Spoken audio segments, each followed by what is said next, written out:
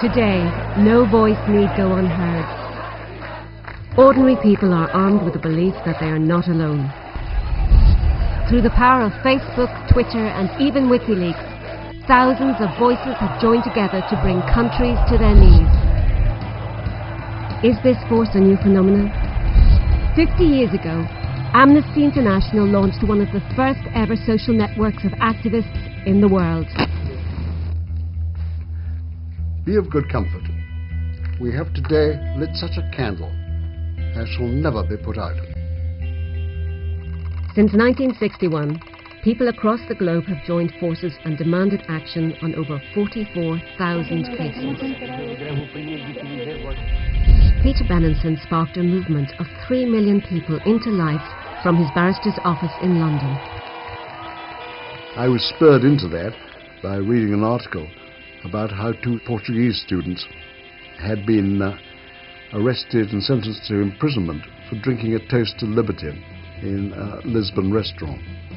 That so outraged me at the time that I walked up the steps of St. Martin's in the Fields Church out of the underground and went in to see what could really be done effectively to mobilize world opinion. Long before Facebook, before mobile phones or emails, letters have crossed the world demanding justice for people in urgent need. Messages from people they've never met.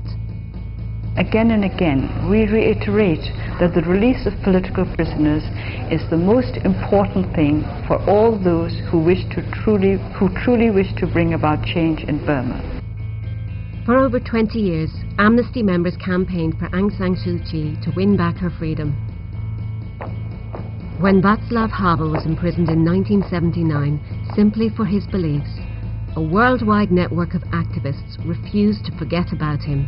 V zásadě si myslím, že je to na každém z nás a ti, kteří se vymlouvají na to, že jedinec nic nezmůže,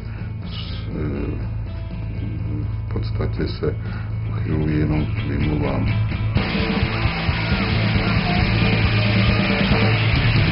When he left jail, Václav Havel eventually became president of a new Czech Republic. When thousands across Eastern Europe tore down the barriers that held them apart, grandmothers, students and businessmen around the globe united together in support. Their faxes helped break down brick walls and knew no borders.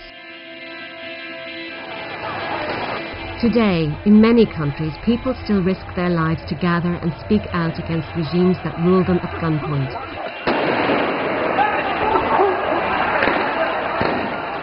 A million supporters have already signed Amnesty's demand for an international arms trade treaty so we can keep the weapons out of their hands for good. Fear comes in many forms. Today, millions living in poverty know that losing your freedom can mean living without a voice, without food, and in constant fear. Mothers in Sierra Leone are standing up for their right to live without fear of death during childbirth, after joining a campaign to make free health care a reality. No more violence against women! A worldwide campaign made sure the Mexican government could no longer ignore women and children being murdered in their hundreds in Ciudad Juárez. Su miedo, tenemos temor, pero luchamos por eso. In the next 12 months, Amnesty members will join the fight for women and girls' rights in Nicaragua in support of rape victims who are currently forbidden from seeking abortion. Elsewhere in Latin America, Amnesty's work will never be forgotten by victims of torture and repression by regimes now long dead. In 1975, Amnesty helped convince the UN to act.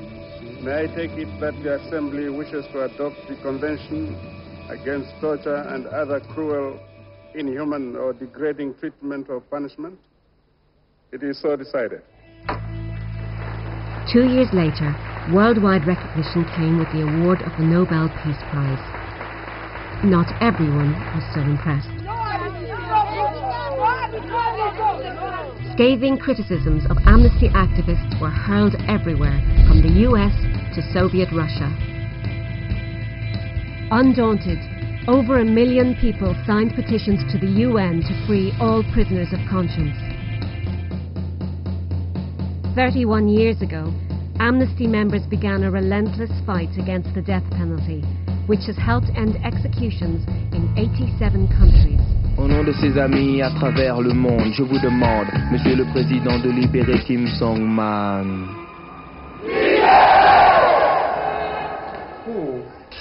계속 그렇게만 지내야 되는 사람한테 밖에서 편지를 보내가지고 그분들이 이제 주로 하시는 말씀들이 이런 내용이에요. Keep your spirit up. It's only when you have millions of people coming together and the hard research and evidence that Amnesty brings to bear, that combination is what's going to crack the challenges of the future. Millions of ordinary people have already joined forces to make sure Guantanamo will not be hidden from view. To shine a light on the forgotten prisoners of China. To create an international criminal court where no one can hide from the law.